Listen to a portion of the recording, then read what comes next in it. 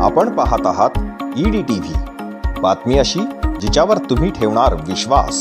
छत्रपती संभाजीनगर जिल्ह्यातील खुलताबाद येथे मस्जिद परिसरातच गोवंशाचा अवैध कत्तलखाना सुरू होता। पोलिसांच्या सतर्कतेमुळे या ठिकाणच्या 50 गायींची खाटकाच्या तावडीतून सुटका झाली आहे, परंतु एक गाय कापलेल्या अवस्थेत पोलिसांना सापडली आहे।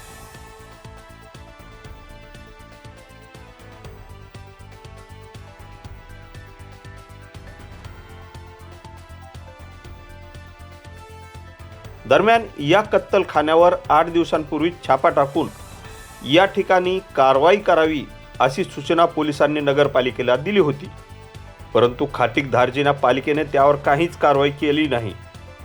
आज पुन्हा ही परिस्थिती उद्भवली आहे।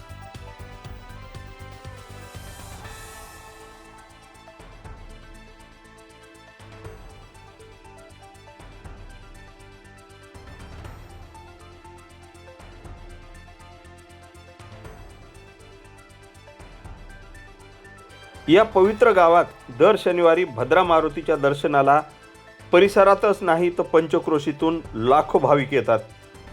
त्यांच्या गावात हा संतापजनक प्रकार उघडकीस आला आहे।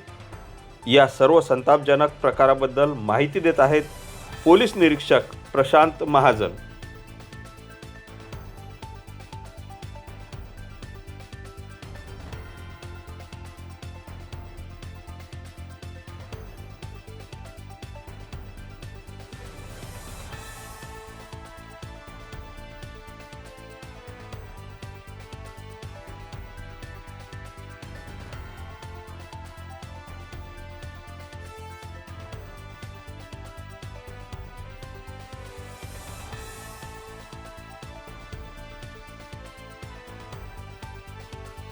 आज खुलताबाद पोलीस स्टेशनच्या अंतर्गत प्रॉपर खुलताबादमध्ये कुरेशी मस्जिद परिसरामध्ये आम्हाला बातमीदाराकडून बातमी मिळालेली होती की अवैध कत्तलखाना सुरू आहे। त्या ठिकाणी आम्ही पहाटे छापा मारला असता एक गोवंश हे कापलेल्या अवस्थेमध्ये आम्हाला मिळालेलं होतं।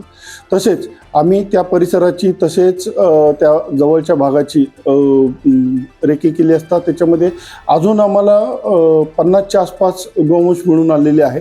सदरचे गोवंश हे मिळून आल्यानंतर आम्ही आत्ता सध्या त्या ठिकाणी पंचनामा करून गुन्हा दाखल करण्याची प्रक्रिया सुरू आहे। सदरचे गोवंश हे सध्या आम्ही गोशाळेमध्ये जमा करण्याची प्रक्रिया सुरू आहे।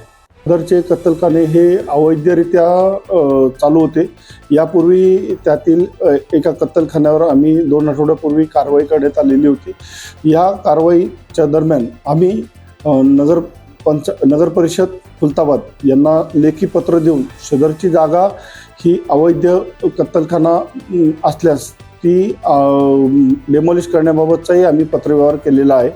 लवकरच आम्ही पुन्हा पत्रव्यवहार करून असा अवैध कत्तलखाना असेल तर तो जमीनदोस्त करण्याची प्रक्रिया सुरू करीत आहोत। निश्चितच हा श्रावणाचा पवित्र महिना सुरू आहे, तर यामध्ये आम्ही मोठ्या प्रमाणात गोवंश ताब्यात घेतलेला आहे।